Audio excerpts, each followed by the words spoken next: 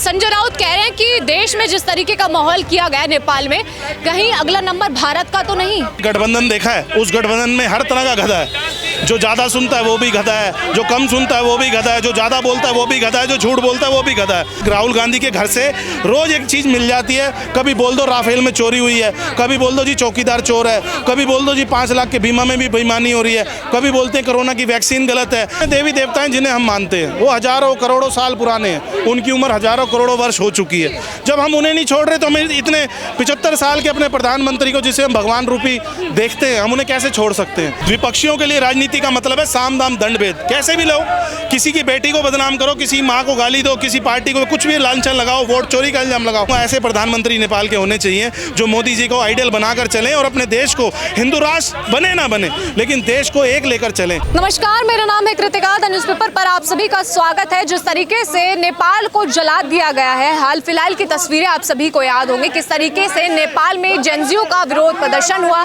जिसके बाद सियासत जो है भारत में भी गर्मा जाती है और भारत के विपक्षी कई ऐसे नेता हैं जिन्होंने दावा किया है कि अगला नंबर भारत के भी हो सकता है।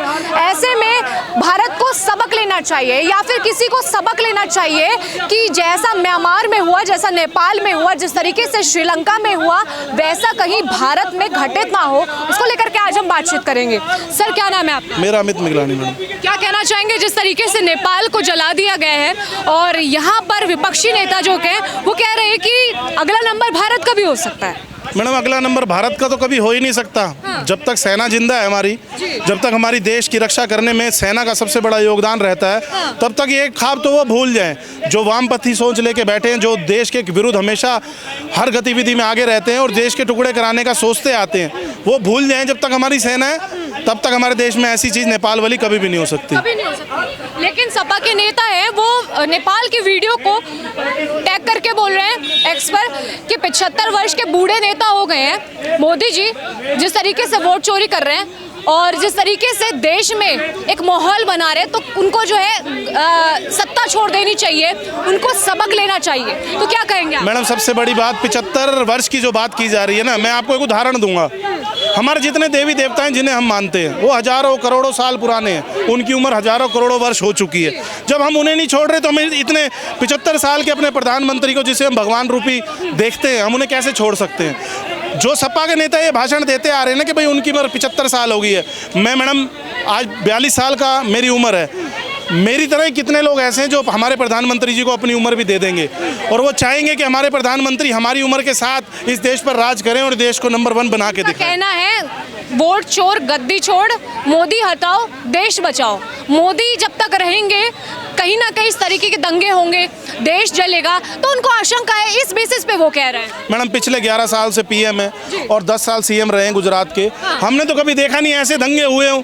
जो दंगे किए भी गए हैं वो यही आपने देखा होगा, विपक्ष जो शुरू से ही फूट डालो राज करो की राजनीति करता है, देश के टुकड़े कराने की सोचता है। और रही बात वोट चोरी की, तो मैडम एक बात का जवाब दो, वोट चोर गद्दी छोड़, इन्हें बोलना तो आता है। जिस दिन हिंदुस्तानियों ने रोड पर आकर बोल दिया ना, देश का सोना लूटने वालों, देश की पैसा लूटने वालों और जाकर इटली में पैसा लगाने वालों, देश छोड़ो, अपनी माँ को और खुद अपने आप को ले जाकर इस देश को छोड़कर इटली में वापस जाके बैठो। तो मैडम इनका हाल क्या होगा? नेपाल वाला हाल इन कांग्रेसियों का होगा और विपक्ष का होगा।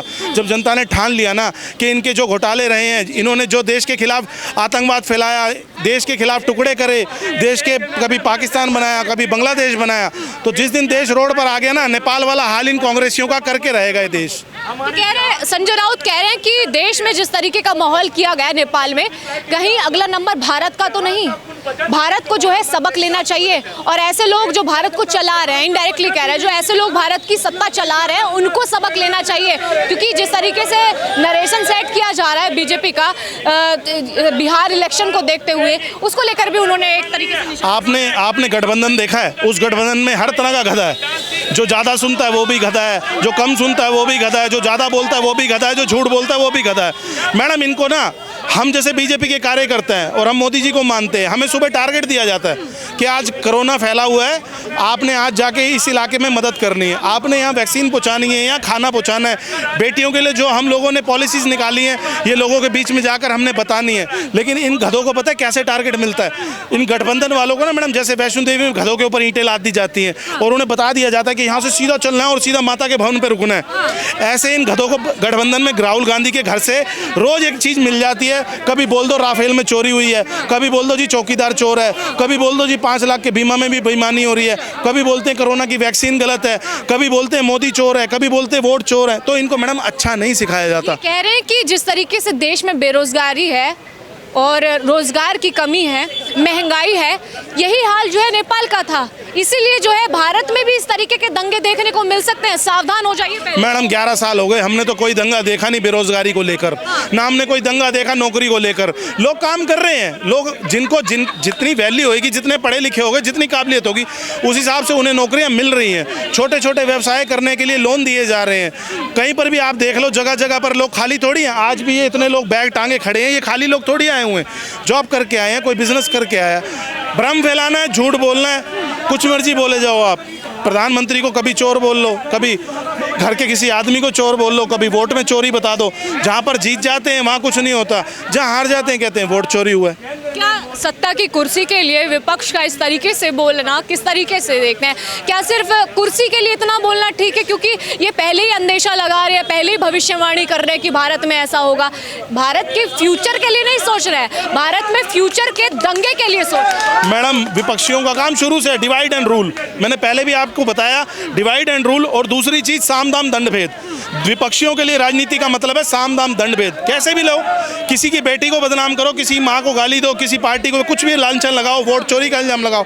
लेकिन हमारी बीजेपी की पॉलिसी हमेशा ये रही है, लोगों के लिए विकास करो, सबका साथ सबका विकास का नारा लेके आगे चलो। तभी तो 3 बार हो गए मैडम प्रधानमंत्री बनते आ रहे हैं। कमियां रहती हैं, बीजेपी में भी कमियां हैं, देश में अभी भी बहुत कमियां हैं, लेकिन हर किसी चीज़ में धीरे धीरे करके डेवलपमेंट होगा ना।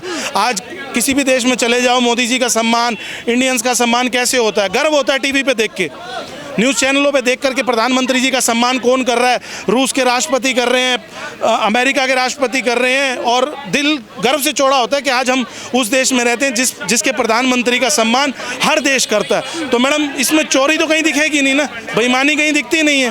ये तो आदमी काम करता है, अच्छा काम करता है, इसलिए उसे पूछा जाता है। अच्छा, अभी जैसे प्रदर्शन हो रहा था, हमने कई लोगों की बात सुनी जो प्रदर्शनकारी थे, तो कई ऐसे वीडियो चले, वो प्रधानमंत्री मोदी की बात कर रहे हैं, डिमांड कर रहे हैं। देखिए वहाँ के युवा जो है मोदी की डिमांड कर रहे हैं, और यहाँ के युवाओं को किस तरीके से भड़काया जाता है विपक्ष द्वारा, तो कैसे आप डिफाइन करेंगे? वहाँ के लोग मोदी मांग रहे हैं और यहाँ के लोग मोदी हटाओ देश बचाओ की बात कर रहे हैं। मैडम 11 साल से आप एक चीज़ देखते आ रहे हो, रूस का जो युवा होगा, रूस का जो रिहाइश वहाँ रहते हैं लोग, वो मोदी की बड़ाई करते हैं, देश की बड़ाई करते हैं। नेपाल जैसी कंट्री हमारी देश की बड़ाई करती है, श्रीलंका जैसी कंट्री हमारे देश की बड़ाई करती है। इवन पाकिस्तान के अंदर भी कई वीडियोस निकले, वहाँ की आवाम ने देश के प्रधानमंत्री और देश की बहुत तारीफ करी है।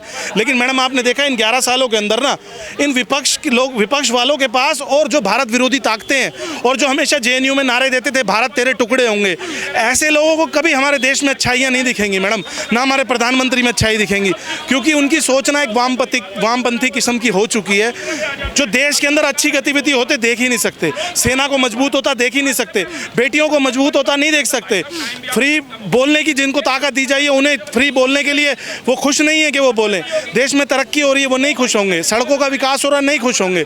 तो उनकी सोच ऐसी है मैडम। क्या लगता है अब जिस तरीके से नेपाल में सारी चीज़ें हुई हैं, अब नए प्रधानमंत्री का चुनाव होगा, सुशीला जी की जो है नाम आ रही है सामने, तो क्या लगता है अब नेपाल जो है हिंदू राष्ट्र बनेगा? क्योंकि वहाँ पर इस तरह की बात भी उठ रही थी। मैडम हिंदू राष्ट्र बने ना बने, मैं तो एक बात जाऊँगा, जो नेता हमारे प्रधानमंत्री जी के सिद्धांतों पर चलेगा, चाहे वो नेपाल का हो, चाहे वो श्रीलंका का हो, चाहे वो पाकिस्तान का हो, चाहे रशिया का हो, जो हमारे प्रधानमंत्री जी की तरह पॉलिसी लेके चलेगा, सबका साथ सबका विकास, ना गरीब देखेगा जो रोटी थाली में खाता है और ना अमीर देखेगा जो चांदी में, सबको बराबर सम्मान मिलता हो जिस देश के अंदर। मैं तो चाहूँगा ऐसे प्रधानमंत्री नेपाल के होने चाहिए जो मोदी जी को आइडियल बनाकर चलें और अपने देश को, हिंदू राष्ट्र बने ना बने, लेकिन देश को एक लेकर चलें, सबका सम्मान हो सारे के सारे लोगों को, जितनी भी वहाँ की जनता हो, उनको सम्मान लेकर चले। जैसा हमारा नारा है, सबका साथ सबका विकास। अच्छा, ये विपक्षी तरफ से ये भी कहा जाता है फूट डालो की राजनीति करते हैं, बिहार में भी कुछ इस तरीके का लग रहा है, तो क्या देखते हैं आप? मैडम, फूट डालो की राजनीति वो आदमी करता है जिसे सत्ता में रहना है।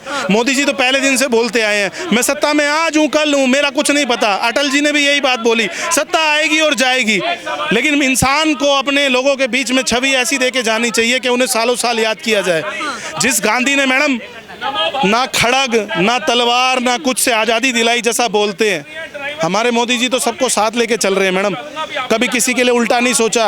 रोज़ सुबह उठते हैं 6 बजे, रात को सोते हैं 12 बजे, और सुबह उठते ही सोचते हैं भारत को कैसे आगे बढ़ाएं, कैसी नई पॉलिसी अपनी बच्चियों को दें, कैसे अपने भारतवासियों के लिए पेंशन की सुविधा लाएं, बाढ़ से पीड़ित लोगों को कैसे हम डोनेशन दें, कैसे उनका सम्मान करें, कैसे उनका विकास करें। तो मैडम, ऐसे प्रधानमंत्री को सैल्यूट करने का दिल करता है ना।